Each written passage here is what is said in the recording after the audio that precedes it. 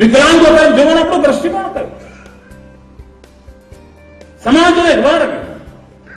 કોઈ પરિવારની અંદર મંદ બુદ્ધિનું બાળક જન્મે ત્યારે મારા મનમાં સવાલ ઉઠે છે કે મંદ બુદ્ધિનું બાળક કોઈ પરિવારમાં જન્મ્યો, એ પરિવારની જવાબદારી કે સમાજની જવાબદારી?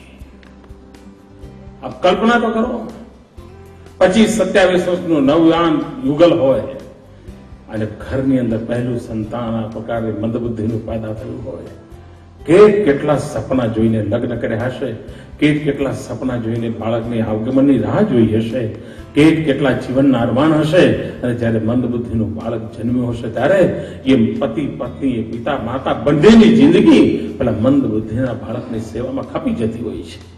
આપણે એવા અનેક પરિવારો જોયા છે.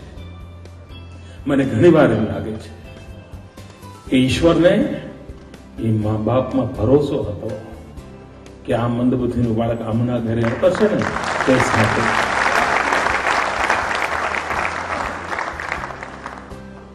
એની કાળજી રહેશે. પણ સમાજ તરીકે મંદબુદ્ધિનું બાળક એ કોઈ પરિવારનું ના હોઈ શકે, એ સમગ્ર સમાજનું હોઈ શકે.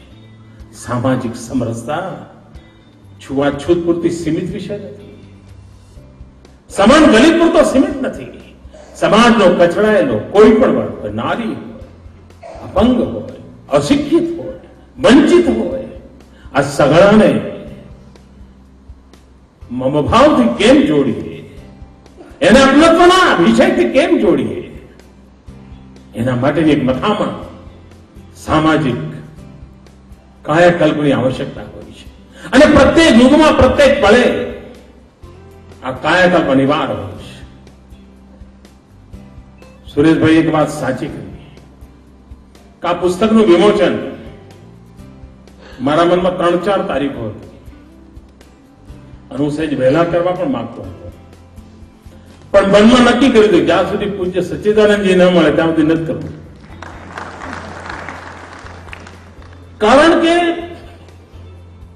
એક સંન્યાસીના આવા ક્રાંતિકારી વિચારો, સમાજ પરિવર્તન માટેની એમની મથામણ, અને સમાજને રોકડું કહેવાનું, ખોટું થતું હતું રોકડું કહેવાનું,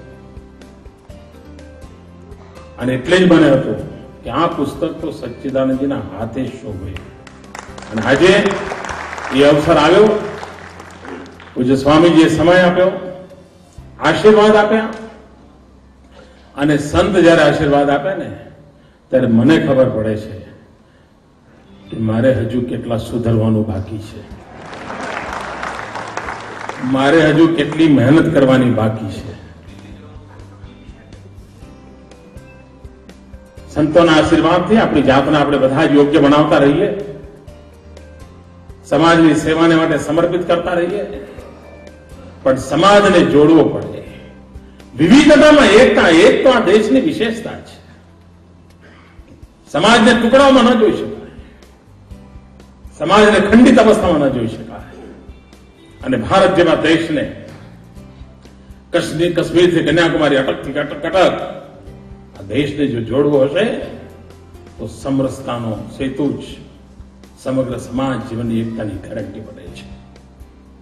આ દેશ વિશ્વની માનવ જાતના કલ્યાણને માટે ઈશ્વરે એના માટે બહુ જ કામ નિર્ધારિત કરેલા છે.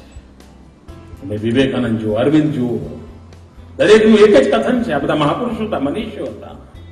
એમણે કહ્યું છે કે ભારતની જવાબદારી છે, ભારતે વિશ્વને માટે થઈને કોઈ માર્ગ બતાવવાનો છે, પણ વિશ્વને માર્ગ બતાવી શકે એવું સામર્થ્ય તો ભારતે પોતે એકત્ર કરવું પડશે.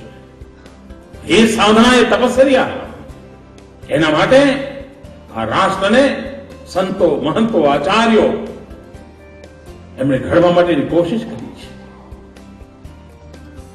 દેશની આઝાદીનું આંદોલન, એની પીઠિકા જુઓ. ભક્તિ આંદોલન જો ન થયું હોત તો દેશની આઝાદીનું આંદોલન કદાચ પ્રબળ ન બન્યું હોત. 21મી સદી હિન્દુસ્તાનની સદી બની રહી છે ત્યારે આજે દેશના ખૂણે ખૂણે ભક્તિ આંદોલનનું એક વાતાવરણ ઉભું થઈ રહ્યું છે. એક નવી ચેતનાની ઉર્જાનું વાતાવરણ પેદા થઈ રહ્યું છે. અને આ નવી ચેતના, નવી ઉર્જા, નવી આશાને જન્મ આપે છે. અને ભાઈઓ બહેનો, મને ઈશ્વરે જેટલું સામર્થ્ય આપ્યું છે અને હું પૂજ્ય સત્યદાનંદ સ્વામીની વાત સાથે સહમત છું. હમણાં ભાઈ મનોજ જોશી જે વાંચતા હતા, એ કલમ લઈને મેં લખવા નથી બેઠેલો. એક ભાષણમાં એક ધારો નીકળેલા શબ્દ ધારા છે, એ ઈશ્વરની દેન વગર ક્યાંથી થાય? અને મેં પણ આજે હમણાં જ સાંભળ્યું કે મેં આવું કંઈક કહ્યું હતું. આ ઈશ્વરનો પ્રસાદ છે. કદાચ નિમિત્ત હું હોઈશ. અને આ પુસ્તકને મુખ્યમંત્રીના વળગણથી ન જોતા મિત્રો, મુખ્યમંત્રીને બાજુમાં રાખીને આ પુસ્તકને માણવાની કોશિશ કરજો. તમે આ પુસ્તકને જુઓ ત્યારે એમાં પથરાયેલા શબ્દ સમૂહને નહીં, તમારી આસપાસ વિસ્તરેલા સમાજને જોજો. તમને એનો એક એક શબ્દ તમારી પોતાની વાણીને બની જાય. તમારે કહી શકો તમારા ભીતરનું દર્દ કે જો એમાં પ્રગટ ન થતું હોય, તમે અનુભવેલી સંવેદનાની અભિવ્યક્તિ ન હોય, તો ભાઈઓ બહેનો, સમાજ જીવનને ચેતવવાની બધા જ પ્રયાસો ક્યાંક ને ક્યાંક વધારે પુરુષાર્થની અપેક્ષા રાખે છે. મિત્રો, દલિતના દિલમાં વેદના શું છે કલ્પના કરી છે. તમે દાઝ્યા ન હો ને દોસ્તો, ત્યાં સુધી જલનની આગ શું હોય છે એનો અંદાજ ના આવે. તમે ગોળ ખાધો ન હોય ત્યાં સુધી ગોળની મીઠાશનું વર્ણન ન કરી શકો. મિત્રો, દલિતને થતી પીડાને જ્યાં સુધી આત્મસાત ન કરીએ ત્યાં સુધી પીડાનો અંદાજ ન આવે. મેં જીવન જીવવાની કોશિશ કરી છે. એ દર્દને અનુભવવાની કોશિશ કરી છે. આ કલંક છે, સમાજ જીવનમાં કલંક છે, એને મિટાવવું પડે.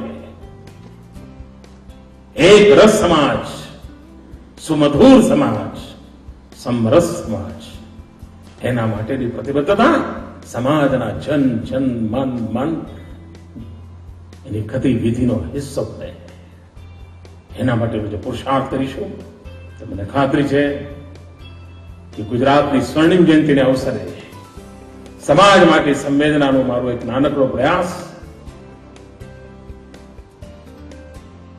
સમાજને માટે કંઈક કરવા ઈચ્છતા ધરાવનારી સંવેદનાને મને જોડવા માટેનો અવસર આપશે. પુસ્તકને માધ્યમથી મને અનેક નવા સાથીઓ મળશે, અનેક સ્નેહીઓ મળશે કે જે સમર નહીં સમરસતાના સિપાહી બનશે.